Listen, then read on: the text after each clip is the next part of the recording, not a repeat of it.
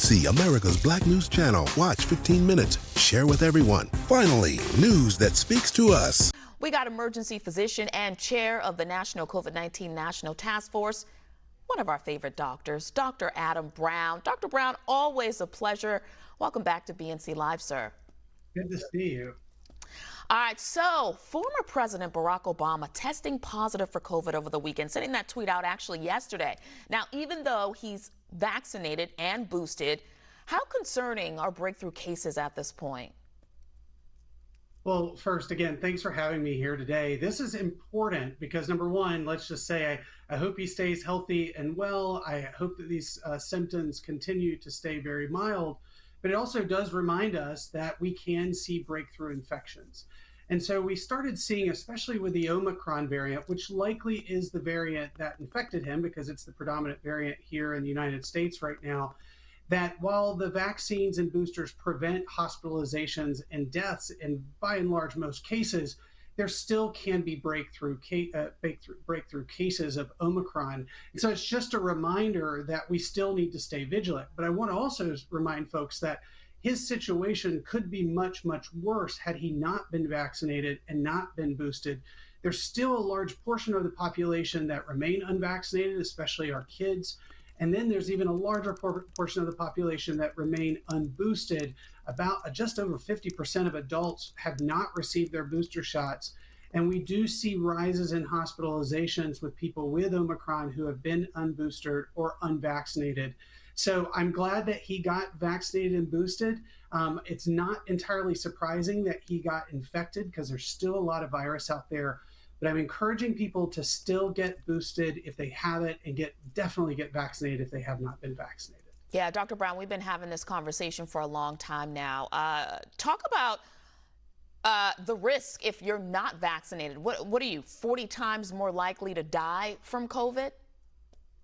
Yeah, it's even higher than that. And wow. But the important thing here is that we have the tools at our disposal to reduce those risks, and that's simply getting vaccinated and boosted.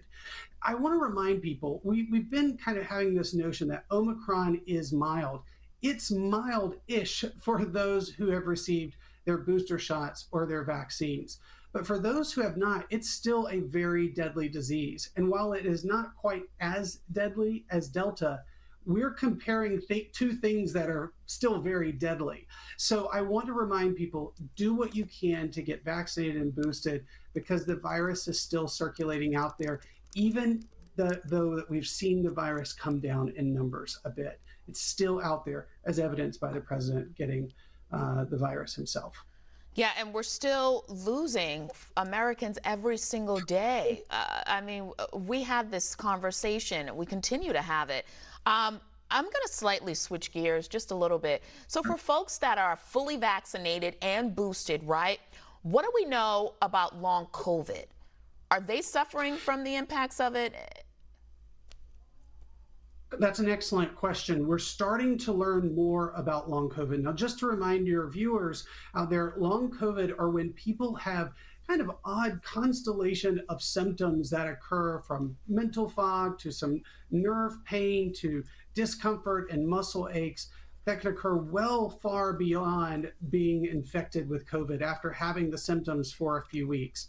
Now, what we've seen in some of the studies so far is that being vaccinated and boosted reduces the chances for you to have long COVID. It doesn't eliminate it, but it reduces it. But Tashani, there's some concerning studies that have been coming out, and I think I shared one with you even last week, that in Nature, one of the big scientific journals, showed that people, even with mild COVID, unvaccinated patients with mild COVID, and even some that were vaccinated, had a reduction in their brain function and had increased concerns with their memory, and also had gray matter loss. That's a portion of the brain that helps us process complex information.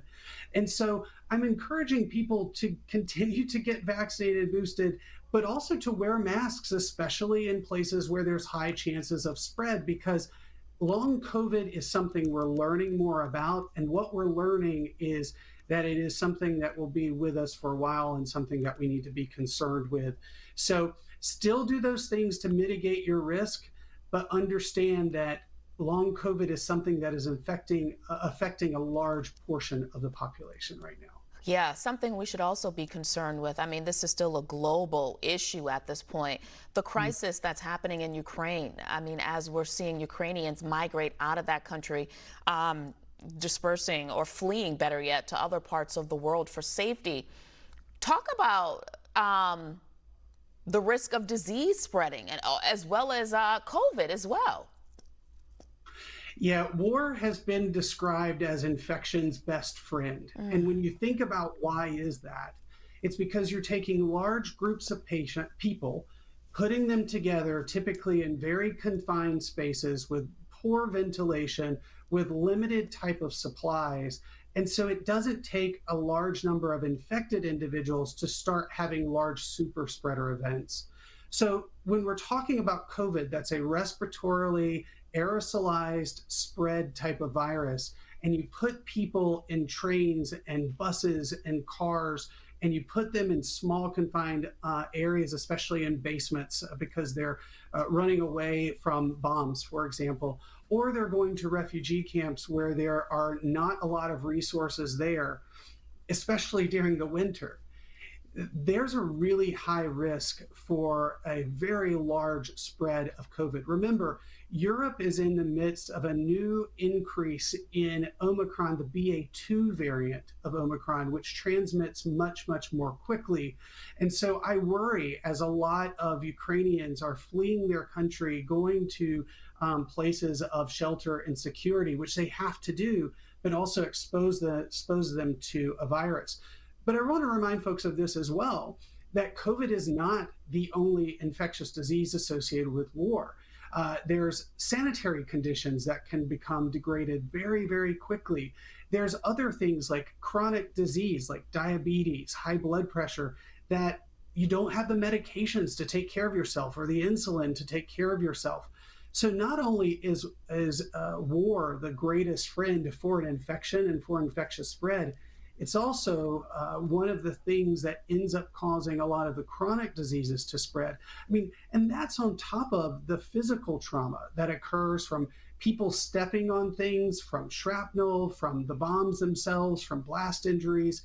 So there's a large number of pieces that are starting to come into clear focus with this emerging or current humanitarian crisis in Ukraine and around the borders of Ukraine where people are fleeing. Yeah, a lot to watch there. Dr. Brown, we appreciate your expertise, sir, more importantly, your time. Thanks for joining us.